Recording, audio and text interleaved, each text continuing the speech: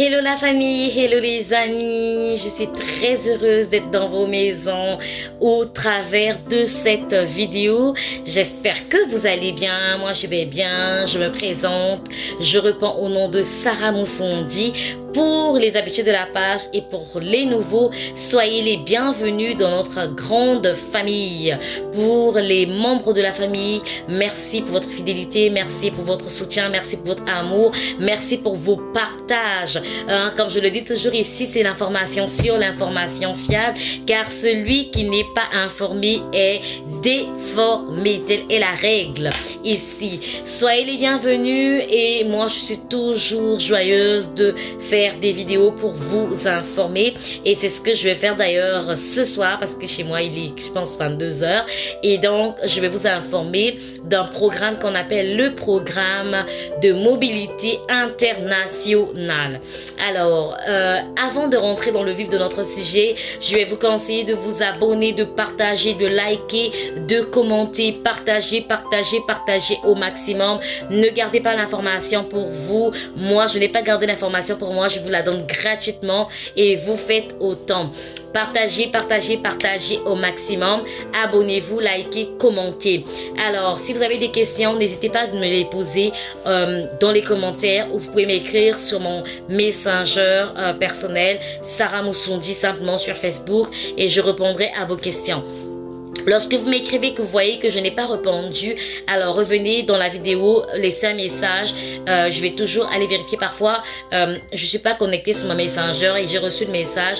Mais malheureusement, comme je suis pas connectée ou que j'ai pas eu le temps de voir parce que nous sommes pas amis et ça se retrouve dans des messages comme je sais pas comment appeler ça là.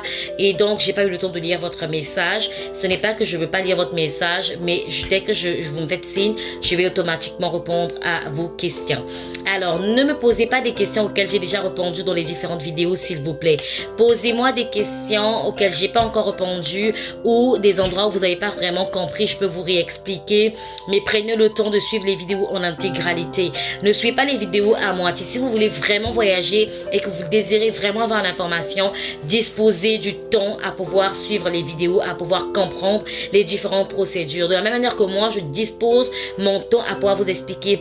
Parfois, vous me posez des questions. Si j'ai déjà répondu à ces questions-là, malheureusement, je ne pourrais pas vous expliquer toute la procédure parce que j'ai déjà répondu à ces questions-là dans les différentes vidéos. Cela m'embarrasse parce que je dispose du temps pour pouvoir faire des vidéos pour vous informer et que vous ne suivez pas les vidéos mais venez encore me poser des questions. Je veux voyager, comment je vais faire? Non, ce n'est pas une question que vous pouvez encore me poser parce que la première vidéo que j'avais faite, c'était de vous expliquer si vous voulez voyager, ce qu'il faut faire, c'est de se préparer. J'avais déjà donné tous les aspects et toutes les astuces ou tous les points à pouvoir préparer avant de pouvoir décider de voyager et par la suite de choisir le statut. J'ai parlé des différents statuts et tous les jours je parle des différents programmes d'immigration pour le Canada.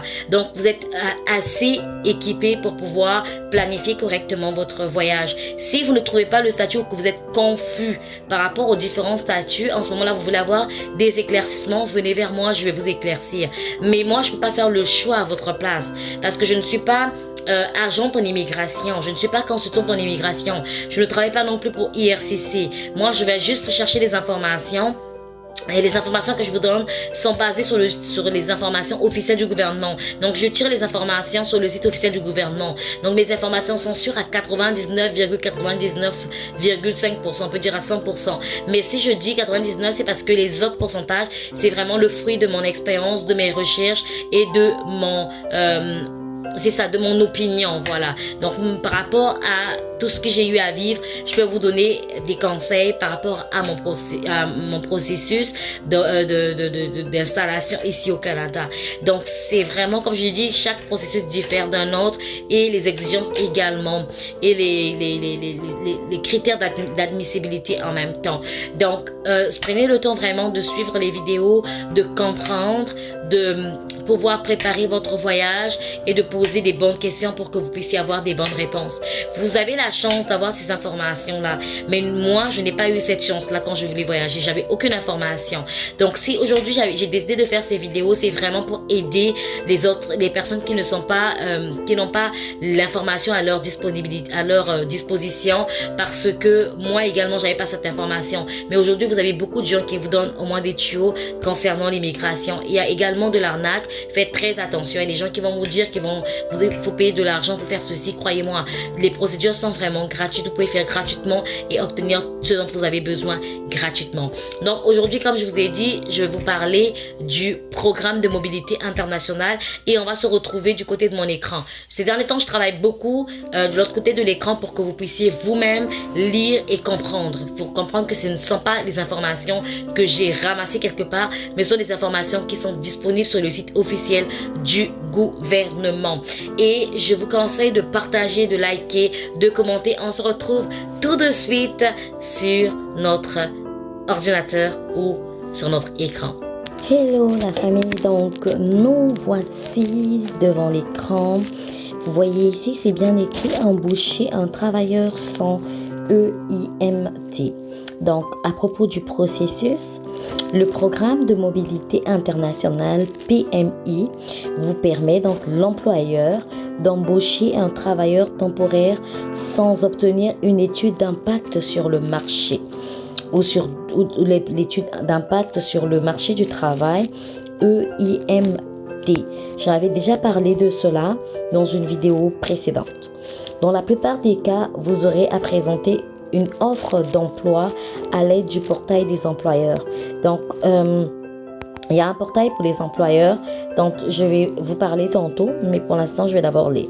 Une fois que les démarches vous concernant sont terminées, le travailleur étranger temporaire doit présenter une demande de permis de travail. Après l'arrivée de votre travailleur étranger temporaire, vous devez remplir certaines conditions et vous acquitter de certaines responsabilités. Si vous ne le faites pas, vous pourriez vous voir imposer une sanction. Donc là, on parle de l'employeur. Le programme des travailleurs étrangers temporaires s'appelle le PTET, est conçu pour l'embauche de travailleurs étrangers temporaires qui ont besoin d'une EIMT. Si vous embauchez un travailleur étranger temporaire par l'intermédiaire du PTET, donc vous devez vous renseigner sur le processus. Ça, c'est l'employeur qui doit se renseigner. Comment embaucher un travailleur temporaire? Donc, comment embaucher un travailleur étranger temporaire? Soumettre une offre d'emploi.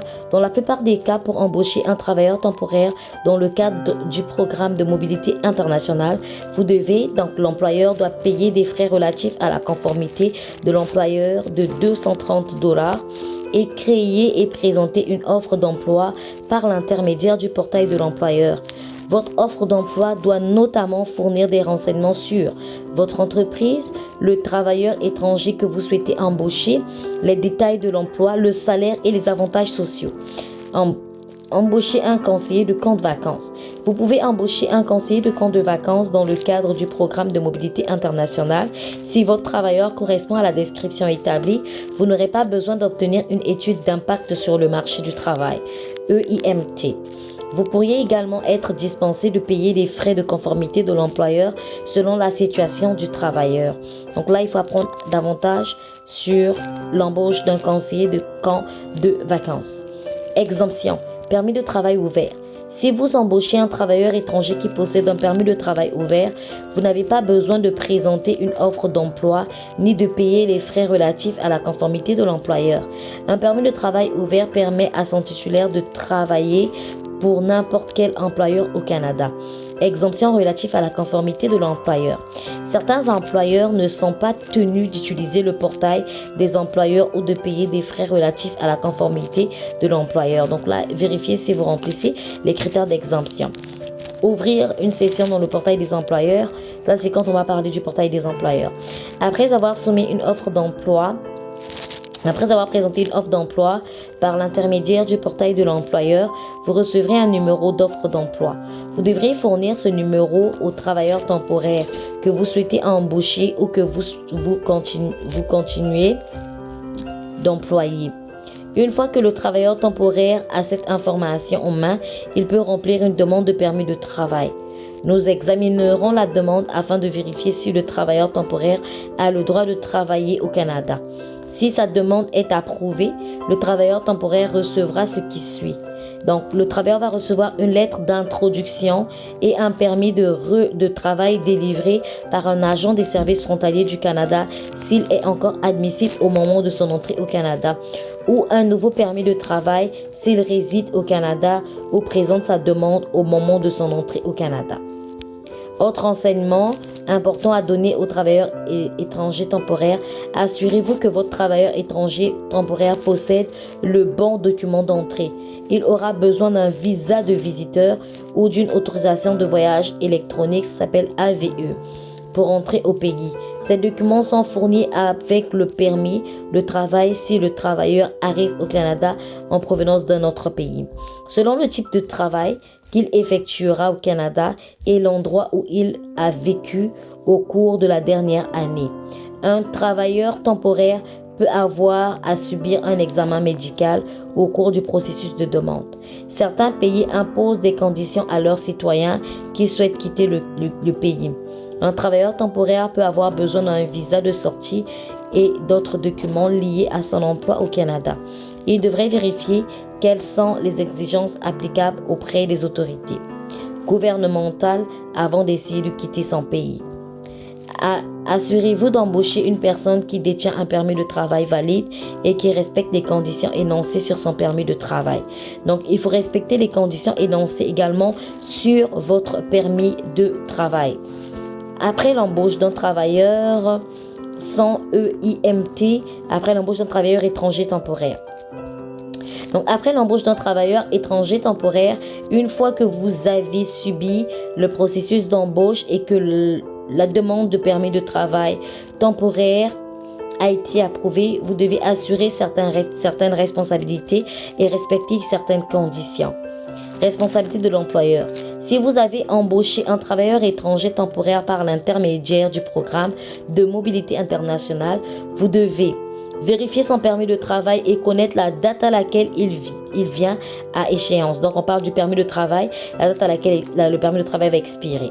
Remplir les conditions énoncées sur le permis de travail, y compris le lieu de travail, la durée de la période de travail autorisée au Canada, respecter les délais de l'offre d'emploi que vous nous avez soumise, notamment un emploi dans la profession voulue, des tâches qui correspondent au code de la classification nationale des professions. J'avais déjà parlé de ça.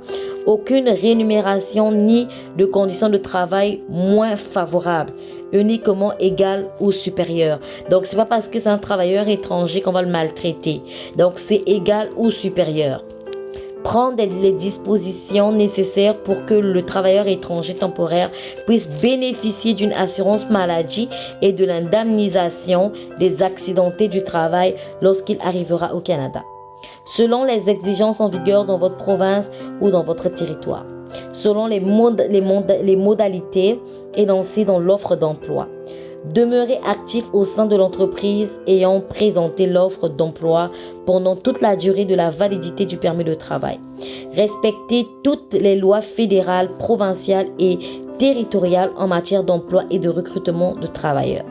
S'assurer d'offrir un milieu de travail exempt de violences physiques, sexuelles et psychologiques, d'exploitation financière et de toutes sortes de représailles envers les divulgateurs.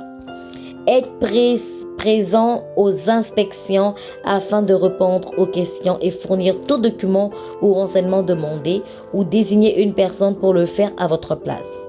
Être en mesure de démontrer que les renseignements fournis dans l'offre d'emploi étaient exacts et que vous avez remis aux travailleurs étrangers temporaires la même offre d'emploi, par exemple un contrat. Nouvelle responsabilité des employeurs dans le contexte de la COVID. Vous devez permettre aux employés de se conformer à tout décret pris en vertu de la loi sur la mise en quarantaine ou de la loi sur les mesures d'urgence. Ça c'est vraiment quand la pandémie était vraiment au début. Maintenant, je pense qu'il y a beaucoup de choses quand même qui ont changé.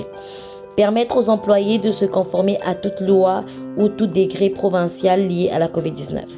Payer le travailleur étranger pendant toute période où il se trouve en isolement ou en quarantaine obligatoire à son arrivée au Canada en application de la loi sur la mise en quarantaine, même si celui-ci ne peut accomplir aucune tâche liée à son poste.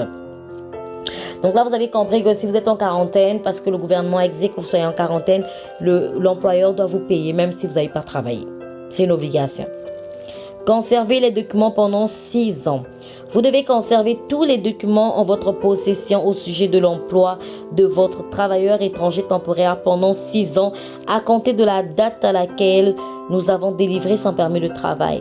Nous pouvons vous demander de soumettre les documents qui confirment que vous vous êtes conformé à l'offre d'emploi du travailleur.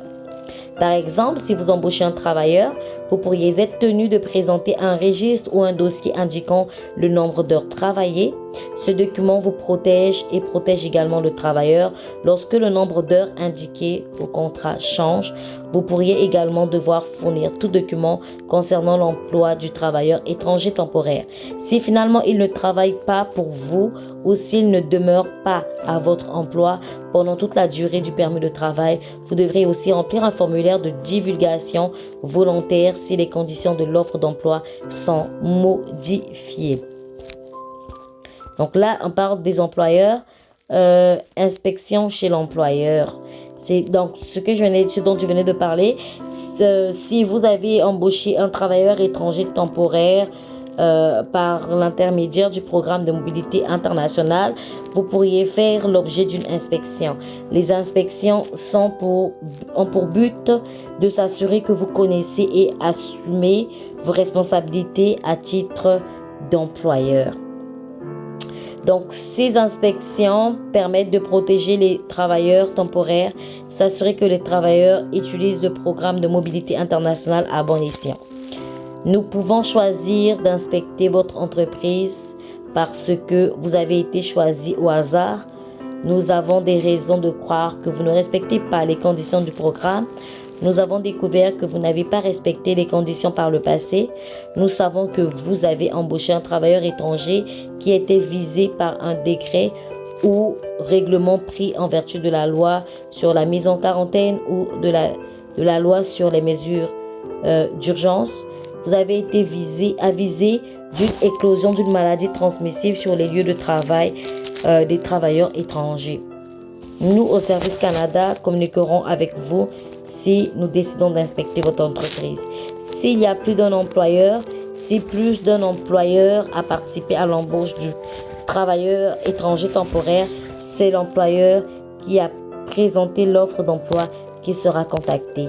Il devra mettre à l'agent tous les documents demandés, y compris les documents des autres employeurs ayant participé à l'embauche, sera tenu responsable de toute non-conformité. L'agent déterminera s'il assume chacune des responsabilités, l'entreprise qu'il inspectera. Tous les employeurs doivent s'acquitter de leurs responsabilités, peuvent faire l'objet d'une inspection. Ces conditions s'appliquent même si un représentant autorisé à présenter des offres d'emploi à votre nom. Si vous souhaitez avoir recours à un représentant autorisé après avoir reçu un avis d'inspection, vous devrez remettre à l'inspecteur une lettre ou un courriel autorisant le représentant à agir en votre nom. Tous les autres documents demandés. Se préparer en vue de l'inspection. Si votre entreprise est choisie pour une inspection, vous devrez fournir les documents demandés dans la lettre que vous avez reçue. Vous présenter sur demande à l'heure et au lieu précisés afin de répondre à des questions.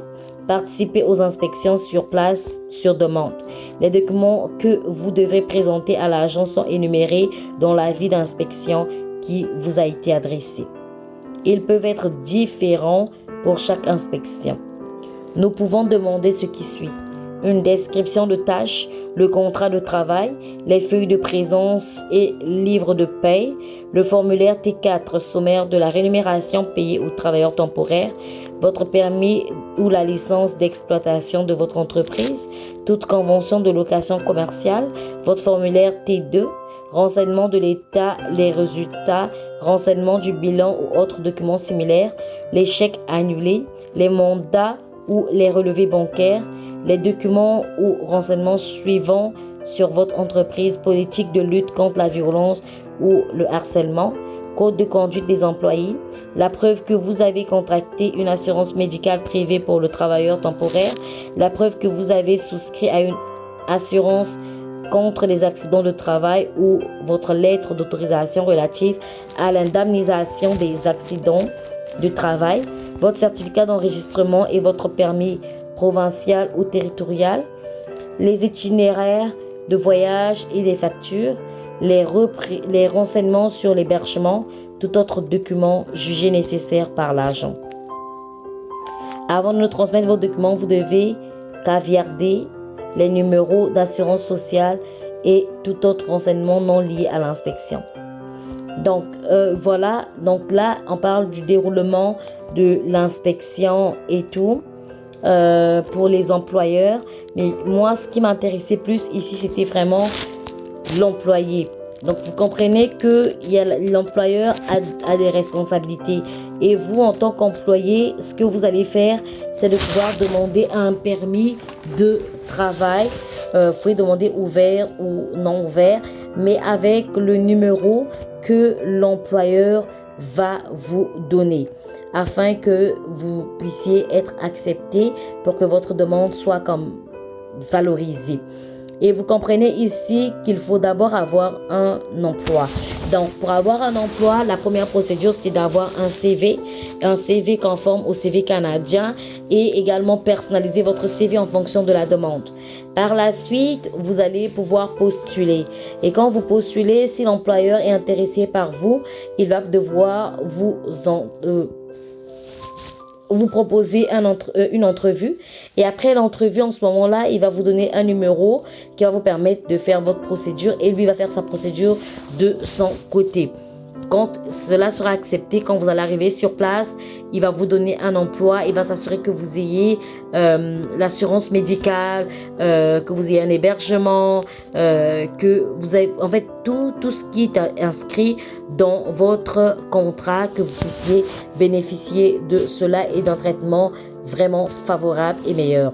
Donc comme je vous ai dit, vous voyez, vous pouvez aller, par exemple, ici je vais taper Indeed. Ok, j'avais déjà parlé du lien Indeed. Vous voyez Indeed, je vais mettre .ca, il est juste là. Donc vous voyez ici c'est écrit emploi. Donc si vous rentrez sur Indeed, ici vous avez la possibilité de mettre le poste. On va mettre par exemple journalier. Ok, journalier de production. Ok, ici on me dit la ville. Donc moi je peux choisir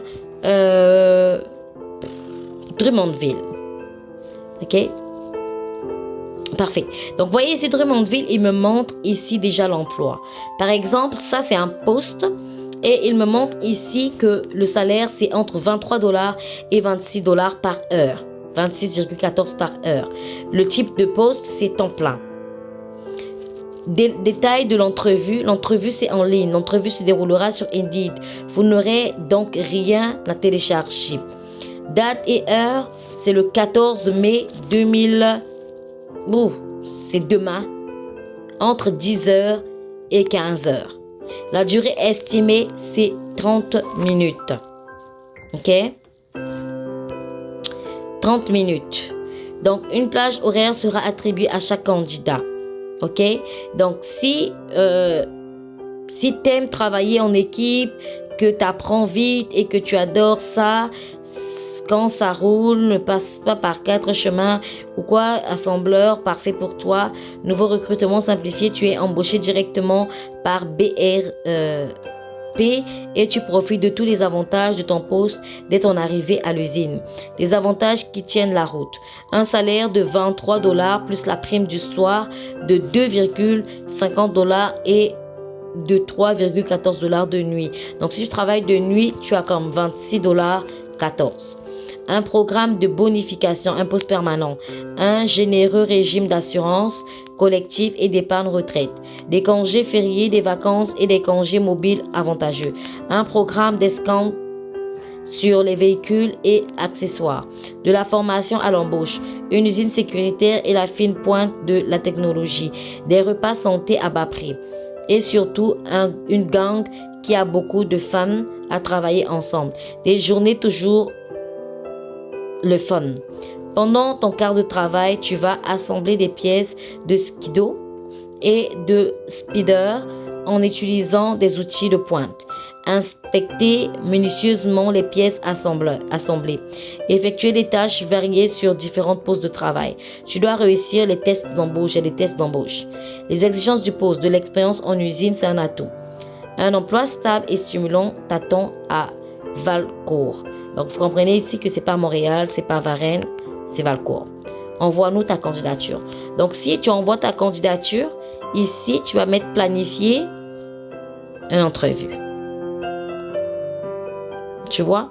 Et moi, je n'ai pas planifié. On me dit ici, êtes-vous en mesure de vous déplacer quotidiennement à Valcourt? Si tu peux, tu dis oui.